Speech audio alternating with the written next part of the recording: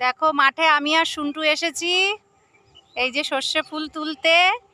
এর আগে যখন এসেছিলাম তখন গাছগুলো ছোট ছিল আর সবে ফুল এসছিল। অনেক দিন বাদে আবার মাঠের দিকে আসলাম, তখন তো ফুলগুলো তোলা যায়নি।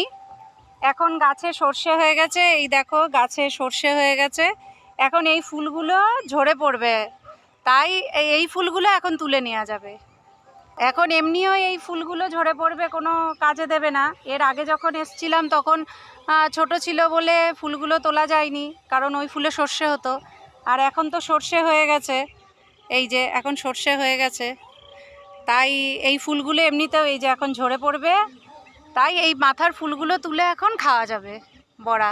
তাই মা বলল মাঠে গিয়ে একটু ফুল তুলে আনতে, সর্ষে ফুলের বড়া, সর্ষে ফুল বাটা এগুলো খাবে।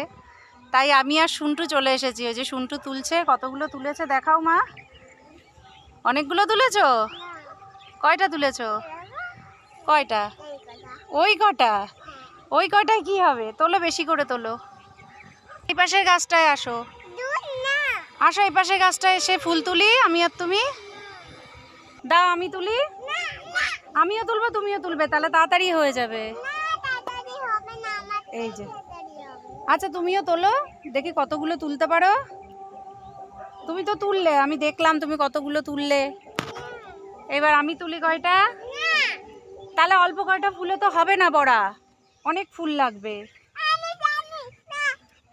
তুমি জানলো, এই যে একটাই তো প্লাস্টিক এনেছি, আমি আর তুমি তুলবো।